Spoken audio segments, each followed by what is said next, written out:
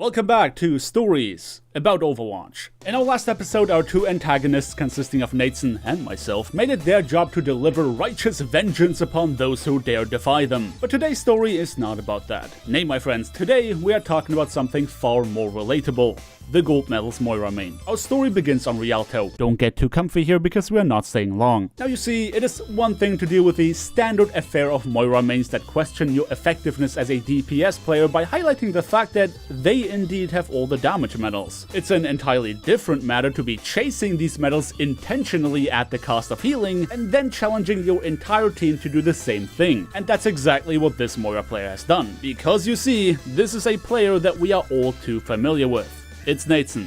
Again. Nateson figured it was a really funny meme to challenge the entire team to try and get gold damage over him. It's a real contest. If you can get gold damage away from me, I will follow you on Twitter. You have to get gold damage away from me, alright? That's the deal. Considering that Twitter clout was on the line, you know as well as me that this was not going to end well. While your average Overwatch player can do their job about as reliably as a condom on its second run, suggesting that they will be able to accept the challenge while also completing objectives was a nigh-on impossibility. Naturally, the entire team decided that yeeting towards the enemy spawn was the only logical play, and with that kind of mindset, you can be dang sure that we lost the match. But we didn't just lose it, we lost it in the most pathetic fashion you can imagine. With Nateson leading the charge towards the enemy spawn, the only one paying for his sins will be those left in the backline. You know, the sensible players. Now, I unfortunately don't have the gameplay for this entire round to show you because I hit the shadow play button too late, but I managed to catch this one play that perfectly exemplifies what I was going through during this match. This Tracer has been terrorizing me all game long while I was playing Zenyatta and Ana, and now that I finally managed to land a sleep dart on her, I knew that this sweet taste of revenge was in reach. I jump into a premature celebratory teabag just to find out that my Reaper shot her little toe, as opposed to her face, to wake her up. It was in this moment that Reaper knew he messed up. While some people would call this karmic retribution, after that round I figured it was the right time to have a little talk with Nateson. Maybe telling our team to literally throw the game in exchange for a Twitter follow was not going to yield the best results for our matches going forward, so I politely suggested as much. Stop telling them to do this dumb shit!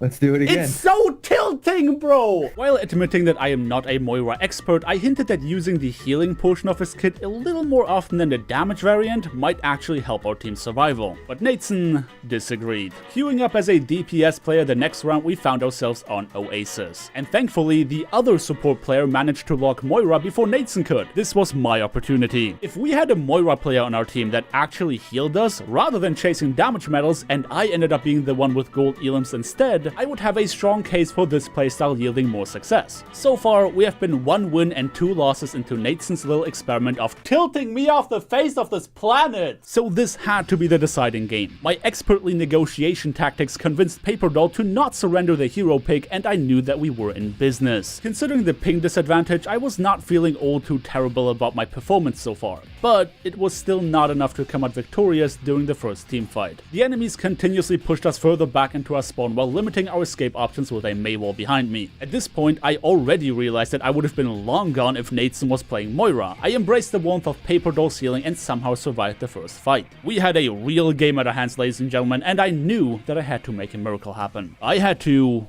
actually do DPS. Naturally, I was doing what every sane DPS player would and went on a massive flank. After hearing that D.Va had used her defense matrix, I popped up from behind the enemy lines and used my ultimate, just to eat dirt in the process. As it turns out, D.Va can use her defense matrix more than once per round. Go figure. While the enemy tanks ensured that achieving success in the damage category was not all that difficult, getting gold eliminations was another beast entirely. I had to step it up and finally confirm some kills for us to be able to win this round, but no such miracle would happen. Following up into the next round, I decided to change my plan of attack. Obviously, just getting healed was not gonna cut it, so I switched over to Tracer for the first time since her buff and tried to make use of creative angles more than just raw healing. Now, I'm not gonna lie to you guys, I'm not a very good DPS player. In fact, I'm not very good at any of the characters except for Zenyatta. But this was not about me being good, more than it was about being better than the rest of my team. You know, just like in a zombie apocalypse, it doesn't matter how slow you are, as long as you are faster than the rest of your friends. Opposite to the first round, the beginning of this one was much more promising. Considering my sizable lead in the damage category, I knew that my main objective this round was to try and tickle as many enemy players as possible. So long that I got credit for the eliminations, my chance to prove Nateson wrong was still alive. Really, I was simply trying to to avoid damage while tagging enemy players, but somehow, miraculously, I felt myself actually getting eliminations all on my own. My rampage leading through enemy lines would climax in a heated chase after the enemy hamster, and I knew that I could not let my lead slip away. It did not matter how many blinks it was gonna take, I was going to catch up to him and ensure that the gold medals did not leave my possession. Thankfully for me, I was the only player on our team delusional enough to believe that chasing him was a good idea, and as such, all the damage belonged to me. But when I finally cornered him, I almost felt some kind of kinship. This player was just trying to have fun, but we were literally spawn camping his team. He must have felt similar to how I felt during my game on Rialto, and as I saw him jump around in front of me to signal that he was indeed friendly,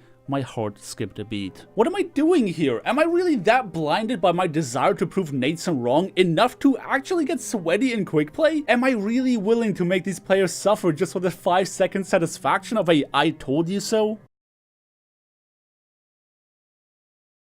Now, while I did not manage to take out his massive health pool, I made sure that I kept tagging him along the way, so that if somebody was to take him out, I would surely get credit. But such treason would not come without its cost. Upon his return to the front lines, Wacky to Backy was doing serious damage to my team. Funnily enough, that ended up working in my favor, because I was keeping my ultimate for one such occasion. An occasion where I could guarantee a stick on a massive, easy to hit target to maximize damage. And since fewer members of my team were alive, there were also fewer opportunities for them to catch up to my damage medals. While getting hacked by Sombra most certainly put me on edge, seeing Paper Doll actually utilize Moira's healing capabilities could not have made me any happier. Much in the vein of my good enough mentality, I kept tagging every enemy player as they tried to stagger onto the objective. After what happened to me earlier on Rialto, you can be certain that seeing Wacky to Backy come back while I was actively BMing made me worry about more karmic retribution coming my way. Thankfully, I had nothing to worry about. So long that Paper Doll was playing Moira, I was guaranteed to actually get healed. And Reinhardt made sure to crush their hopes and dreams by bringing down his hammer. We have won the second round and I secured myself the gold medals that I was looking for. Everything now went according to plan. For the last round on Oasis, I decided to really drive it home. I switched over to Junkrat and felt confident in being able to maintain my lead by skillfully lobbing explosives towards the enemy team. At this point, I had fought the enemy hamster often enough to have a good idea of what they were trying to do. The trap ensured that I would get a load of damage off on him, but even Junkrat's massive projectiles could not help somebody as incompetent as me. Boy howdy, that Warcraft aim sure is showing, isn't it? Realizing that I had little chance to survive against Doomfist here, my final act was to make sure that he did not get away with murder this time. A trap on the floor, while not saving me from death, meant that he also had to go back to his spawn room. My return to the battlefield was swift and confident, and I managed to, once again, read the enemy Hammond like a book. While I was responsible for little more than suppressive fire, I did get enough hits to make sure that my gold elims were not going to slip away. And when I was presented with the opportunity to solo ult the opposing Doomfist that had previously made me part of the wall decor, you knew I had to take it. Now, I know a lot of people complain about spam characters like Moira and Junkrat because, quite frankly, they're not very fun to play against. But I do have to point out that the enemy team's unwillingness to react to the fact that I was literally standing in the same spot in excess of a minute while lobbing grenades at them did not help their case. I mean, seriously, I'm taking pot shots for days here and nobody does as much as looking at me. And let me assure you that the vast majority of hits I've landed here have been purely accidental. Even after literally running my face out of my hidey hole and into the enemy team, nobody ever reacted to my presence. Now, by this point, you know that I've pretty much figured out the mystery that is Wacky to Backy. While my aim did nothing to provide me with more eliminations, I knew that he was going to back down to the mega health pack below the point eventually, and it did not take long for him to do exactly as I predicted. A Grand Slam ultimate combo into our team, a couple whiffed projectiles from me, and he already found himself trying to get out of dodge. I did not need mechanical skill as long as I had big brain strategies. Speaking of which, I decided to use my ultimate right in front of the enemy Orisa, failed to move the Riptire up the wall, surrender to the idea that I was not gonna survive this anyway, and then end up achieving absolutely nothing of value using said ultimate. It is worth pointing out, however, that my Riptire very clearly exploded on my screen, but somehow Jeff decided that this did not count. Wowee, thanks Jeff. Now I have to admit that while we were getting the capture percentage up to 99%, it did take us some time to figure out how to get back into business here. Having secured gold elims and damage by then, I had already made sure that Nateson's argument was losing validity. But if we did not win this game, time, I knew he would not let me forget it and continue to issue his dumb challenges. The final assault has begun and we were determined to win this fight. We come out swinging with a couple early eliminations and take position on the point. I strategically avoided the enemy shield and totally on purpose took out the enemy soldier. At this point, no Lucio stall in the world was gonna allow them to come back.